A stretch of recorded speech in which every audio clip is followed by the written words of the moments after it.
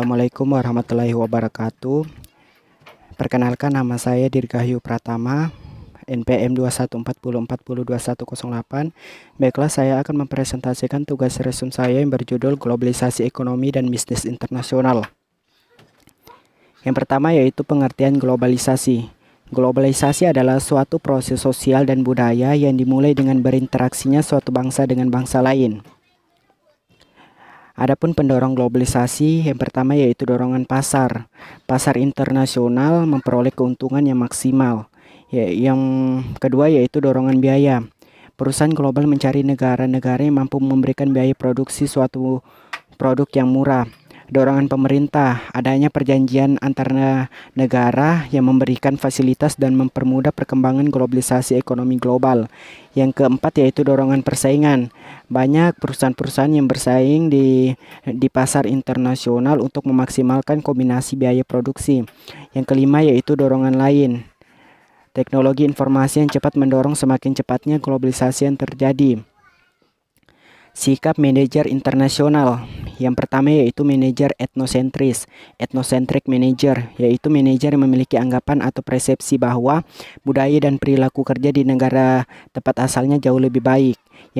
Yang kedua yaitu manajer polisentris. Polycentric manager adalah manajer yang menganggap bahwa pekerjaan asing dan pekerjaan lokal memiliki perbedaan yang cukup jauh. Yang ketiga yaitu manajer geosentris. Geocentric manager. Manajer memiliki suatu anggapan yang lebih realistik dibanding kedua jenis manajer di atas. Adapun faktor-faktor globalisasi, yang pertama yaitu kedekatan atau proximity. Kemajuan teknologi dan informasi semakin memperdekat jarak atau suatu tempat. Yang kedua yaitu lokasi, location. Globalisasi mendorong perusahaan bisnis untuk menggunakan banyak tempat sebagai tempat usaha maupun pemasaran produk mereka. Yang ketiga yaitu sikap, attitudes.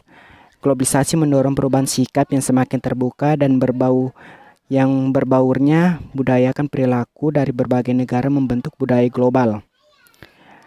Konsep dalam bisnis internasional. Yang pertama yaitu neraca perdagangan atau balance of trade, yaitu perbedaan antara nilai ekspor dengan impor suatu negara dalam suatu moneter. Yang kedua yaitu neraca pembayaran atau balance of payments. Keseimbangan neraca barang dan jasa akan mempengaruhi terhadap neraca pembayaran. Yang ketiga yaitu nilai tukar atau exchange rate. Setiap negara di dunia memiliki mata uang yang berbeda. Apabila terjadi perdagangan antar negara, masing-masing negara tidak dapat menggunakan mata perdagangan antar negaranya. Mengapa bisnis memasuki pasar internasional? Adapun keuntungan yang diharapkan yaitu potensi keuntungan, potensi pasar, bahan baku, teknologi, dan efisiensi. Pendekatan dalam bisnis internasional. Yang pertama yaitu ekspor. Ekspor adalah menjual barang atau jasa ke luar negeri.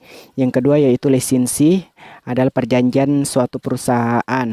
Yang ketiga yaitu kantor pemasaran, yaitu cara lain yang lebih agresif dan menantang untuk memasuki pasar luar negeri. Yang keempat yaitu joint ventures, yaitu terjadi apabila suatu perusahaan bekerja sama dengan individu, perusahaan atau pemerintah negara lain dengan mendirikan suatu perusahaan baru dengan pemilikan bersama. Yang kelima yaitu kantor cabang milik sendiri, merupakan seperangkat fasilitas produksi dan distribusi yang berada di luar negeri dan dimiliki oleh perusahaan induk. Yang keenam yaitu perusahaan multinasional dan global, adalah perusahaan pemilik aset yang beroperasi dan memiliki cabang-cabang secara luas di dunia. Adapun hambatan-hambatan perdagangan internasional yaitu bahasa. Bahasa merupakan hambatan yang bersifat klasik. Sebelum melakukan perdagangan internasional, ada kesepakatan yang harus disetujui kedua belah pihak. Yang kedua yaitu adat atau budaya. Budaya dan adat berbeda antar negara akan dapat menyebabkan masalah dan hubungan bisnis. Yang ketiga yaitu kurs mata uang. Setiap negara tentu memiliki mata uang yang berbeda. Perbedaan nilai mata uang ini dengan negara lain disebut nilai tukar. Yang keempat yaitu politik proteksionisme, yaitu yaitu suatu kebijakan yang diambil pemerintah suatu negara yang mengarah pada perlindungan ekonomi yang mengetatkan perdagangan atau membatasi persaingan dengan negara-negara lain. Lembaga-lembaga internasional. Yang pertama yaitu Bank Dunia, The World Bank adalah lembaga untuk meminjamkan uang pada negara yang sedang berkembang dengan bunga yang rendah. Yang kedua yaitu Dana Moneter Internasional, International Monetary Fund, IMF. Institusi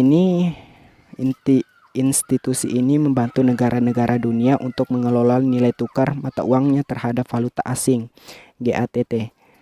General Agreement on Tariff and Trade, GATT. General Agreement on Tariff and Trade, GATT. General Agreement on Tariff and Trade adalah perjanjian perdagangan internasional ditandatangani 23 negara di Geneva pada bulan Oktober 1947 yang bersifat multilateral yang berbentuk lembaga yang bertujuan untuk memperjuangkan terciptanya perdagangan bebas dan adapun lembaga-lembaga internasional itu Badan Perdagangan Dunia, The World Trade Organization WTO, adalah organisasi perdagangan dunia untuk menggantikan kedudukan GATT. Aliansi ekonomi.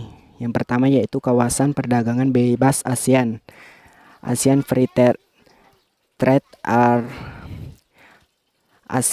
Trade Area AFTA beranggotakan negara ASEAN yang akan dijadikan kawasan perdagangan bebas mulai 2023 secara bertahap. Mulai tahun tersebut biaya masuk perdagangan antar negara dimulai diturunkan dengan mengurangi biaya masuk antar ASEAN, maka diharapkan dapat membawa kemakmuran di kawasan ini. Yang kedua yaitu kawasan perdagangan bebas Amerika Utara, NAFTA, adalah perjanjian perdagangan untuk menggabungkan secara permanen pasar Amerika Serikat, Kanada, dan Meksiko dalam satu kesatuan pasar.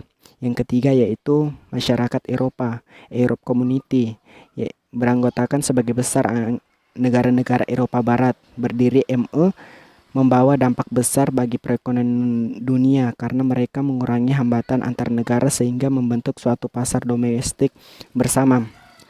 Terima kasih. Assalamualaikum warahmatullahi wabarakatuh.